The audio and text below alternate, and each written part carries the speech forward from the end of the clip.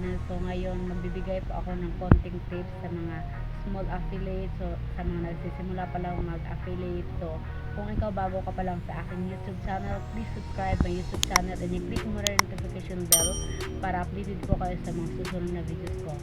Magsisimula po tayo guys pagkatapos lang po nitong intro.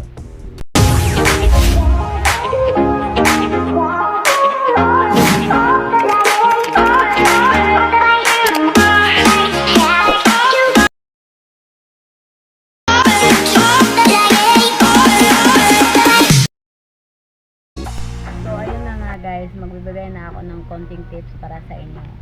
So number 1 po, magamit po tayo ng CapCut.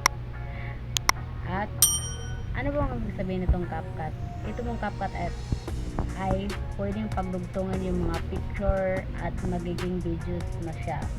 So ito namang sorry na kasi yan, nagsusulat ako para wala akong ma-miss na mga sasabihin ko para sa inyo.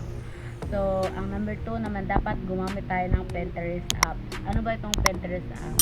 So, yan po ito po ang apps na ito ay kailangan po natin kumuha ng mga videos, mga pictures na related sa ating pinopromote na product. So, kung example, sandals. So, kukuha tayo ng background na sandals dito sa Pinterest app. So, ganun po ang ginagawa ng Pinterest app. Ito namang pinaka maganda talaga na natuklasan ko na app at legit talaga. Nakikita ko naman talaga yung resulta din. Hindi bumababa yung views ko ng 500 sa isang araw lang. So itong Meitu app. Ano ba yung Meitu app? Yan, ito po ay quality po yung videos kapag linagyan po natin, in-applyan po natin ng Meitu app. So, kahit pipili lang kayo ng mga filters, marami pong filters. So, ayun na nga guys. So, pinuflex ko lang ang buhok. So, napakaganda pa yung pagkakulay niya sa aking buhok. So, yun na nga. Proceed na tayo sa ituturo ko sa inyo. Dapat kailangan na pagkatapos pong mag-edit, so, dapat gamitan natin ng Meitu app para mag-HD yung ating mga videos, para magiging quality yung ating videos at marami talagang makakakita sa ating mga videos, kasi maganda kasi sa pagka-edit yung ating videos.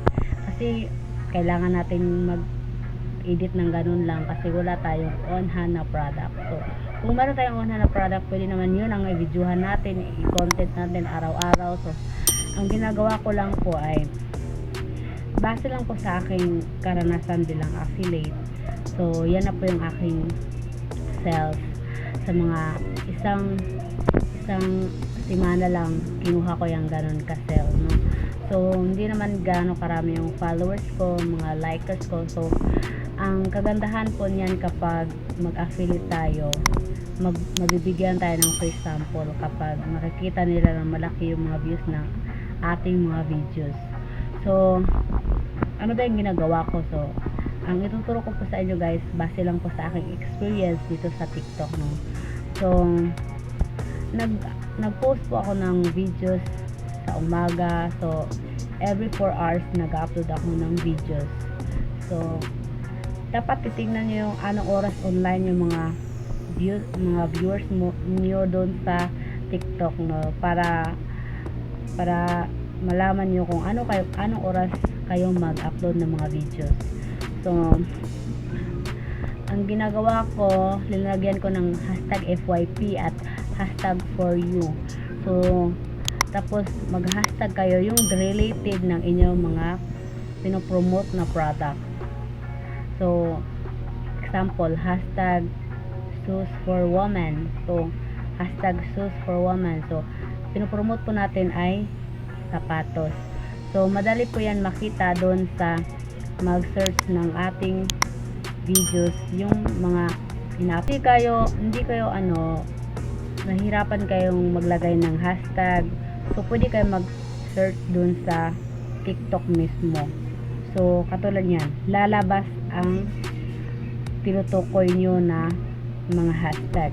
So yan po yung ginagamit ng mga tao sa pag-search para makita yung videos nyo. Madali lang yan makita. Paano ba malaman kung searchable yung mga videos nyo? So, katulad yan. Yan, searchable yung aking videos. Kasi nga tama yung paglagay natin ng hashtag. So, sana po nakuha nyo guys yung konting tips na ibibigay ko sa inyo. Laban lang tayo bilang as affiliate, small affiliate pa lang, pero laban lang tayo, makukuha rin natin yung tinatamasa natin. So, pasensyahan na ako guys, kasi nalalaylay na, kasi yung kamay ko lang, yung inano ko yan. Kasi yung ring light ko, yun na, nasira. Ayun papakita ko sa inyo. Kita nyo ba yun? Yan. Nasira po yung aking ring light. So, sana po supportahan nyo yung aking TikTok. Alam nyo naman yan, yung Mia Shop. So, paki-visit po sa aking TikTok shop. Mia Shop yung kanyang name. At isang YouTube ko din. Janet Walaga po yung pangalan niya.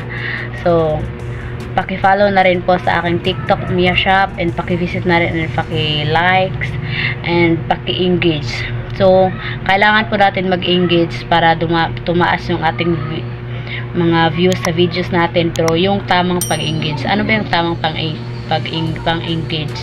So, dapat tapusin natin ang mga videos, tapos mag-comment tayo sa related ng videos, at pwede natin i-save, i-repost natin, pwede i-copy link natin yan. Depende kung nagustuhan nyo yung videos. Sana po nasundan nyo.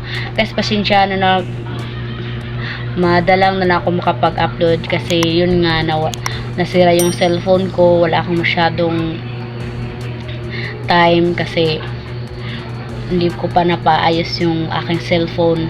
Sige lang guys, kung makapag-ipon-ipon na, so bumibili ako ng cellphone para araw-araw na tayo makapag-upload ng mga videos dito sa ating vlog. So, maraming salamat, kasi mag-road to 12,000 subscribers na tayo. Thank you po sa maraming suporta nyo. Kahit madalang lang po ako makapag-upload, pero nandyan pa rin kayo nagsusuporta sa akin. So, maraming salamat. Huwag kalimutan mag-subscribe and like and share kung nagustuhan nyo itong aking videos, and paki-like na rin at paki-comment kung ano po yung mga katanungan nyo. So, yun lang. Thank you for watching guys. Bye-bye.